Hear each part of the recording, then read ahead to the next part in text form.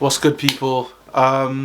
So yeah, there's another thing that I wanted to talk about today, and basically, I always go on these kind of like deep thought-provoking conquest minefield map in my brain kind of thing. I'm very like self-provoking. I just think of the maddest stuff possible, right?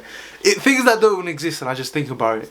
So the other day I was just thinking about, I don't know why, but I was just thinking about me as a dad, right? I know it's dumb, right? But I was just thinking about me as a dad, and I feel like there's this thing where, like, you know, sometimes we have this narcissistic view of like, when we grow up, we're gonna be the best parents ever. Oh, my parents never gave me this, so when I'm older, I'm a dad or I'm a parent, I'm gonna give my kids everything. I'm gonna give them all the love, all the support, all this. Do you know what I mean? And we kind of like downplay what our parents have done, and like especially in terms of like traumatic experience or things that you've been through that have really like defined you, of like how you've grown up. Do you know what I mean? Whether it be like physical, mental, anything, like trauma exists. Do you know what I'm saying? Like, whether you notice it or not, it's affected you in ways that you don't even know, right?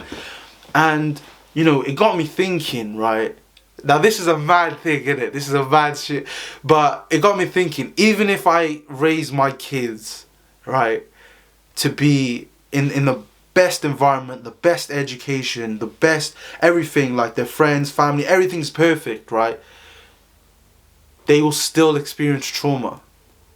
Like, no matter what, even if they have the best upbringing of their lives, they will still experience trauma. Like, one of their friends, like, God forbid, could just pass away in an accident. Do you know what I mean? Or their close relative could die. Or even, again, I mean, it's inevitable, innit? I could die of an old age or young age or whatever. And that's it. That's them done. All their upbringing, all their thing, that's done. That's redefined and reshaped how they are.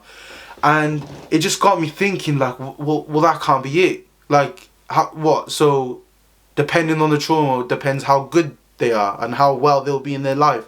Like, as a parent, even though I'm not even a parent, right? That's mad. I'm an older sibling as well. Like, that's mad. Like, I don't want my, you know, younger siblings to go through what I went through, all that kind of stuff. And then I realized, I was like, it's not your trauma that defines you. It's not. It's your character. It's how you respond to said trauma. Do you get me? Everyone goes through trauma. Everyone. Do you understand?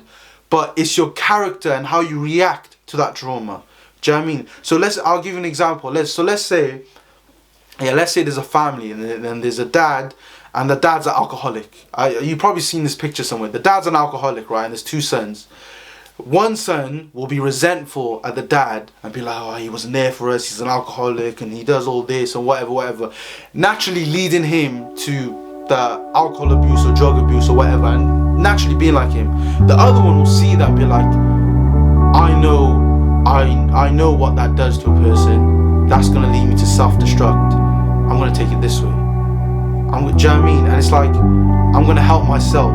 I'm not going to be bitter at what just happened. I'm going to change my perspective and try and help myself. And then hopefully help others or the parents. Do you know what I mean? Not feel resentful as to what happened. And I felt like with trauma, I feel like it's mad because, you know, like a lot of us, we kind of let trauma dictate us.